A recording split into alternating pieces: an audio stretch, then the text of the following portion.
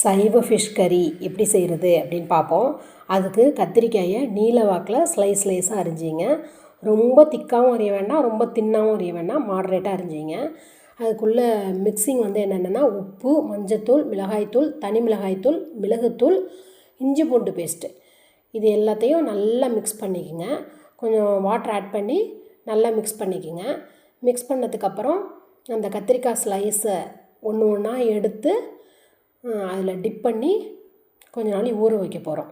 ஒரு ஸ்லைஸாக எடுத்து நல்லா டிப் பண்ணிடணும். எங்கே பார்த்தாலும் படுற மாதிரி நல்லா டிப் பண்ணி வச்சிடணும். ஒரு ஸ்லைஸாக எடுத்து நல்லா டிப் பண்ணி வச்சிடணும். இது வந்து ஒரு 10 மினிட்ஸ் வந்து அப்படியே விட்டுடுங்க, ஊறட்டும். அது நல்லா எல்லா அந்த தூள்லாம் அதோடைய ஃப்ளேவர்லாம் நல்லா இறங்கி நல்லா இதாக இருக்கும். அதுக்கப்புறம் தோசைக்கல்லில் போட்டு எடுத்தோம்னா நமக்கு தோசைக்கல்லில் வந்து எண்ணெயெல்லாம் நிறைய இதுக்கு தேவைப்படாது. ஜஸ்ட்டு வந்து ஆயில் அப்ளை மட்டும் பண்ணியிருக்கேன். அப்ளை பண்ணிவிட்டு ஒரு ஸ்லைஸாக அப்படியே தோசைக்கல்லில் வைங்க. வச்சுட்டு அது அப்படியே வெந்ததும் திருப்பி போட்டிங்க அப்படின்னா கொஞ்சம் கறி லீவ்ஸ் அங்கங்கே வச்சிங்க. இதுக்கு எண்ணெய் நிறைய தேவைப்படாது.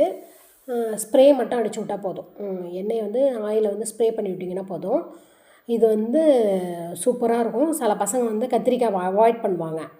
இதில் வந்து கத்திரிக்காயில் வந்து அஸ்கார்பிக் ஆசிட் இருக்குது. அது வந்து உடம்புக்கு வந்து ரொம்ப நல்லது, ஹார்ட்டுக்கு மெயினாக ரொம்ப நல்லது. அதனால் வந்து இப்படி செஞ்சு கொடுத்தீங்க அப்படின்னா பசங்களும் அவாய்ட் பண்ண மாட்டாங்க, சாப்பிட்ருவாங்க.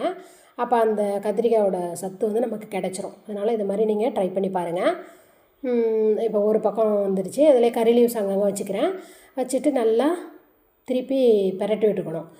பரட்டி விட்டு இது வந்து ஒரு வித்தின் 10 மினிட்ஸ்லேயே செஞ்சிடலாம். இப்போ இது நல்லா பரட்டி விட்டு நல்லா வெந்துடுச்சு. இப்போ இது நீங்கள் ஒரு பிளேட்டுக்கு ட்ரான்ஸ்ஃபர் பண்ணிங்க. ட்ரான்ஸ்ஃபர் பண்ணிக்கிட்டு சர்வ் பண்ணிங்க அப்படின்னா சூப்பரான சைவ மீன் கறி ரெடி.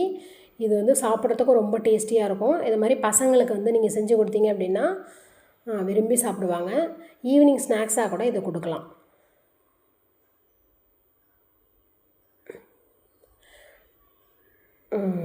இதில் வந்து ஒரு ½ லெமன் புழிஞ்சு விட்டுக்குங்க. ஆனியனை ஸ்லைஸாக கட் பண்ணி அதில் வச்சிட்டிங்க அப்படின்னா உண்மையிலே ஃபிஷ் சாப்பிட்ற மாதிரியே இருக்கும். நீங்களும் ட்ரை பண்ணி பாருங்கள்.